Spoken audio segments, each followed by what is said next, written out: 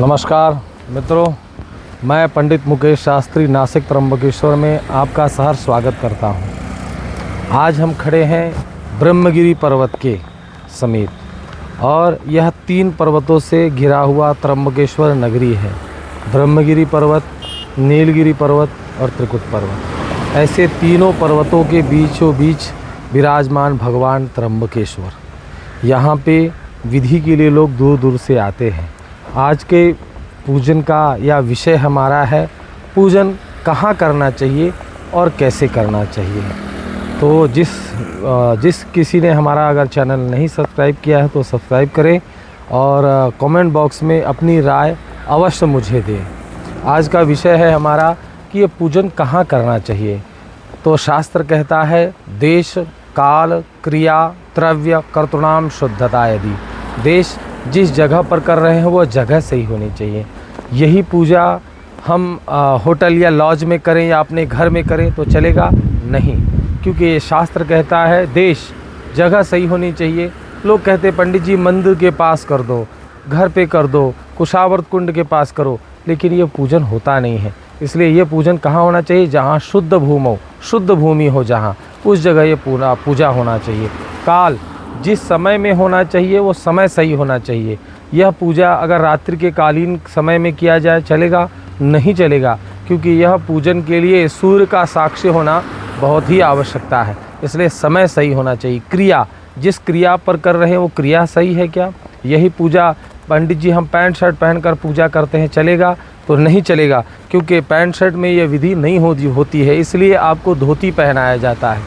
क्रिया द्रव्य जो खर्च किया जा रहा है वो सही खर्च किया जा रहा है क्या?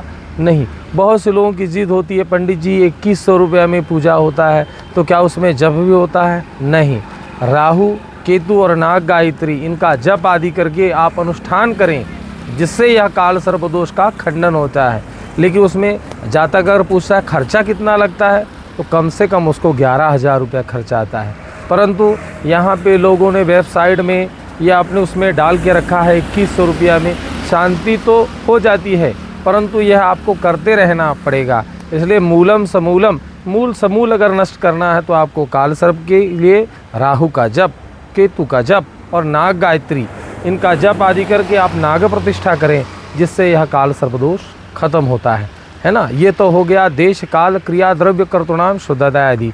इसलिए बहुत से लोगों का कहना है कि पंडित जी कितनी दूरी पर होगा, यह गोदावरी के तट के किनारे यह पूजन करो या पंडित जी के आप घर पे करो, जैसे आपकी सुविधा अनुरूप रहे। परंतु जो भी आप करते हैं श्रद्धा, भाव और विश्वास, ये तीनों चीज़ें आपके पास अटल रहनी चाहिए, जिससे यह पूजन आपको फलीभूत होगा। तो इसमें करना क्या है आपको? तो जिस जातक की पूजा रहते है उस जातक को अपने लिए वस्त्र आदि जिसमें आप पहन कर बैठेंगे वह वस्त्र पूजन के बाद त्याग देने पड़ते हैं। और अपने हाथ से जिस जातक की पूजा है उस हाथ से अक्षत आदि लेकर आएँ और अपने पूर्वजों का स्मरण करके आएँ कि हम जिस मकसद से जा रहे हो हमारा मकसद पूरा हो और हमारी कामना परिपूर्ण हो।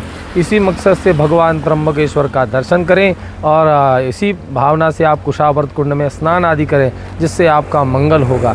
इसमें कोई चीज़ आपको ना समझ में आए मुझसे आप पूछ सकते हैं मेरे कमेंट बॉक्स में। मैं पंडित मुकेश शास्त्री नासिक त्र्यंबकेश्वर।